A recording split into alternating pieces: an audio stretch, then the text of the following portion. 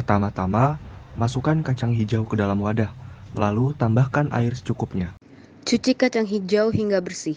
Diamkan rendaman kacang hijau selama semalam. Cuci kembali dan pisahkan kacang hijau dari kulitnya, namun sebagian saja, agar identitas kacang hijau tetap terlihat. Tiriskan air cucian kacang hijau sampai kulit yang sudah dipisahkan terbuang semua. Cuci kembali, lalu tiriskan dan buang kulit kacang hijau. Setelah dicuci bersih, siapkan dandang untuk mengukus. Kemudian, kukus kacang hijau selama kurang lebih 30 menit. Kemudian, pindahkan kacang hijau ke dalam baskom dan aduk kacang hijau agar cepat dingin. Tuangkan ragi sebanyak setengah sendok teh, aduk hingga rata. Tuangkan kacang hijau yang sudah diberi ragi ke plastik secara perlahan. Lipat dan rapatkan plastik dengan staples, lalu lubangi plastik dengan jarum. Simpan kacang hijau selama kurang lebih 3 hari dengan dilapisi kain agar suhu tetap hangat. Proses pembuatan tempe tidak hanya dipengaruhi oleh ragi yang diberikan saat proses fermentasi.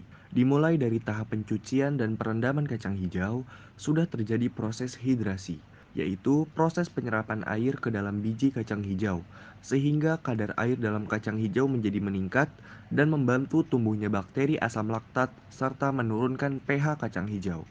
Hal inilah yang menjadi alasan mengapa kulit dari kacang hijau menjadi mudah dikupas. Kemudian, proses perendaman atau pengukusan kacang hijau akan membuat kondisi kacang hijau menjadi asam, sehingga mendukung kondisi pertumbuhan ragi tempe pada proses fermentasi.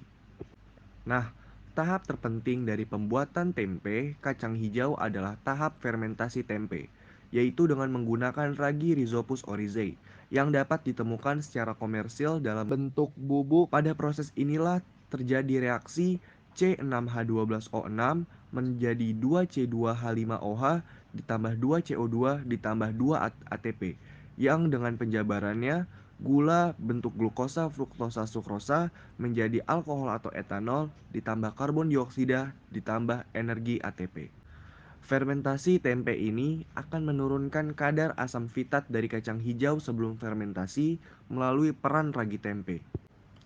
Tanpa adanya fermentasi, zat-zat kompleks dalam kacang hijau seperti kalsium dan fosfat akan masih terikat dengan zat-zat lain dalam kacang hijau yang apabila dikonsumsi secara mentah, zat-zat ini tidak dapat diserap oleh tubuh secara maksimal.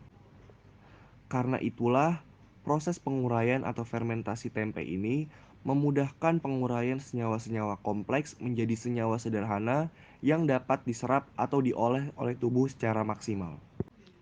Dalam proses pembungkusannya, mikroorganisme yang ada pada ragi tempe membutuhkan oksigen untuk melakukan fermentasi, sehingga pada wadah atau plastik yang digunakan haruslah ada celah sebagai tempat masuknya oksigen.